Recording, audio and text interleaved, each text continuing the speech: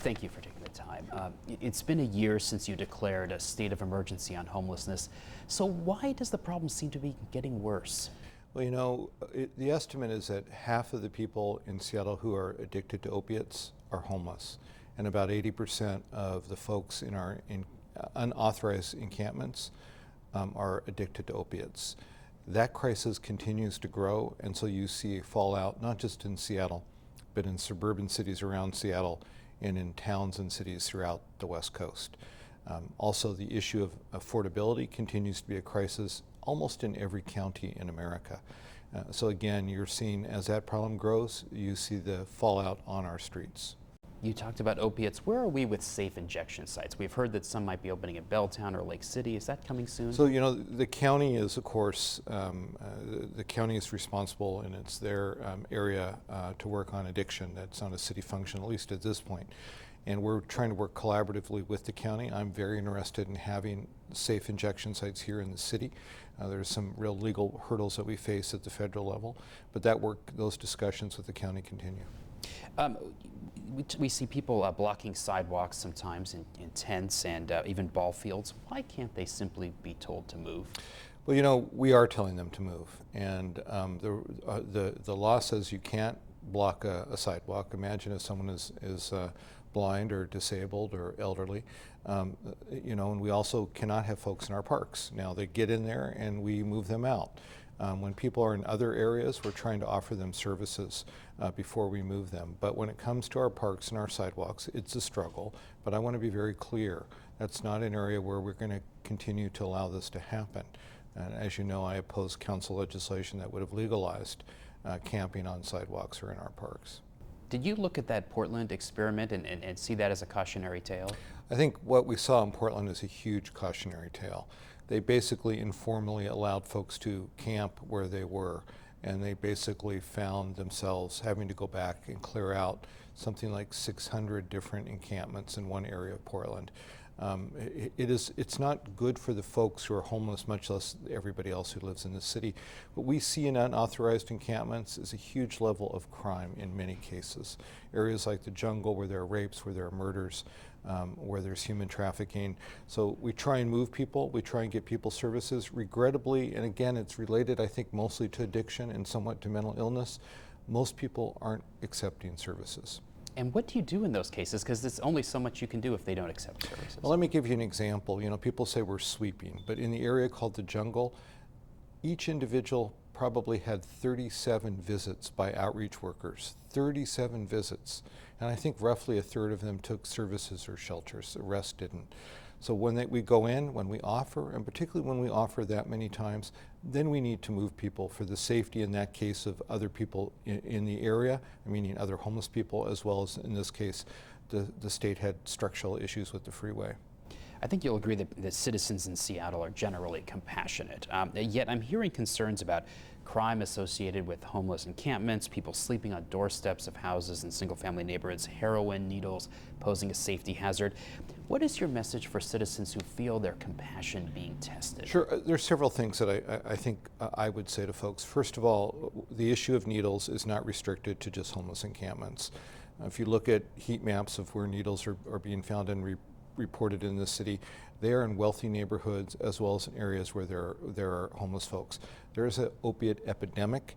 There's a heroin epidemic that is affecting people who live in homes, who live in mansions, who live in condos, and who are living on our streets. So I think it's a little dangerous to equate all needles simply with the homeless. Secondly, where there is crime related to homelessness, the police are arresting people. They've moved in on RVs, they've moved in on encampments where there is crime. So we're not going to allow crime in encampments just like we won't allow crime anywhere else in the city.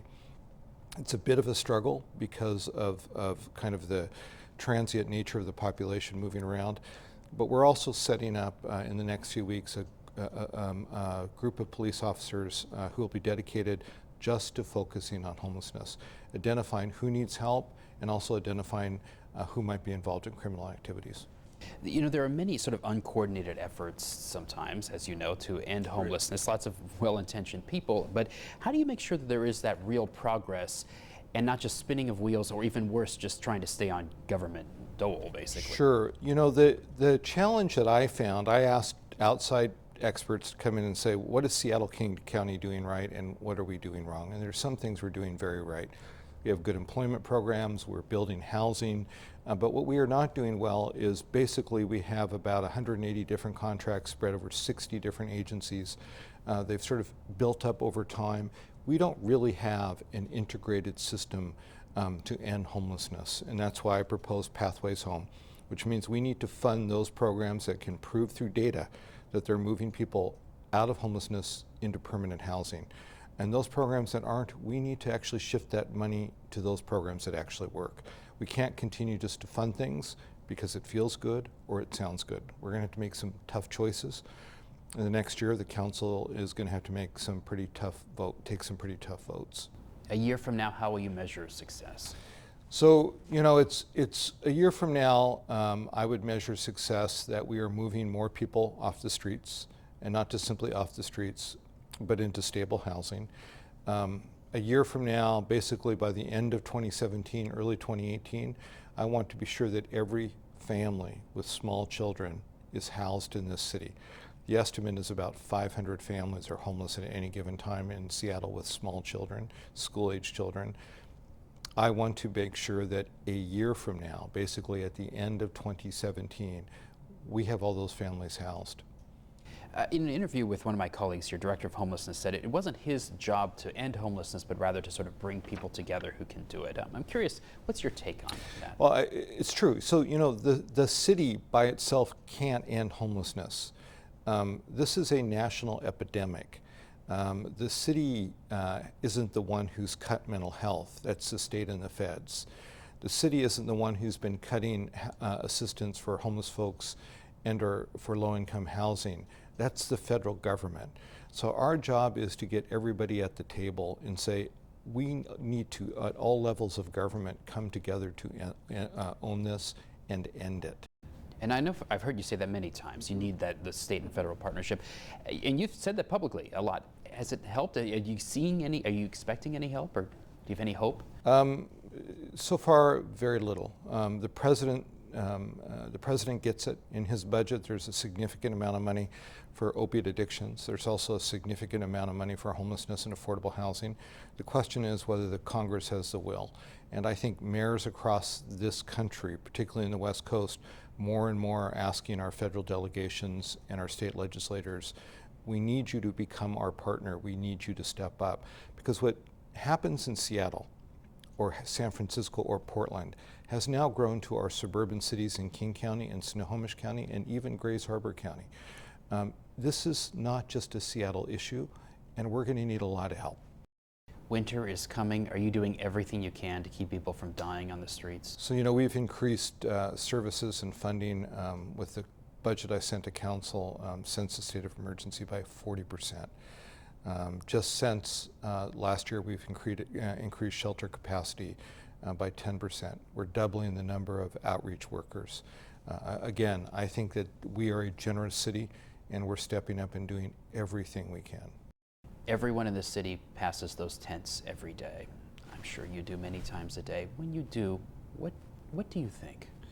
Well, you know, I had an experience one morning in my neighborhood. I got up and walked my dog. It was a few months ago. And a homeless gentleman who obviously was either in the grips of addiction or mental illness was walking up our block with no clothes on below the waist. And one neighbor was, come here, I'll find you something. And I was kind of going, what do I do with my dog? Another neighbor was yelling at me to do something about getting the homelessness off the streets. So I see this. I see it in my neighborhood. It is an incredibly painful experience. And I hear that incredible desire on the part of one neighbor to help people in need, and on the part of another neighbor so angry that this is happening in our neighborhood. That struggle is not going to go away easily. Not when we continue to cut subsidies for affordable housing, not when 1 in 4 people who qualify for rental assistance in this country, only 1 of them gets it. The other 3 don't get it. If we don't change that, then what I saw on my street, what we see in this city, is going to be a reality for some time to come. The city can do better. The city can bring those numbers down, and we're committed to doing that. But we have a big challenge on our hands. Is this your biggest challenge as mayor? You know, it's one of them. I mean, this is a city that is growing. It's never grown before. We have an incredibly low unemployment rate, but we also have challenges in our education system. We want to partner with our school district to do something about graduation rates, particularly for African American students. You know, we have challenges around how we're going to grow and remain a livable city, how we grow our open space, how we have enough transit. So there's a lot of challenges out there. I think this one is probably along with gun violence, the most painful to deal with as the mayor of this city or mayors of almost any city.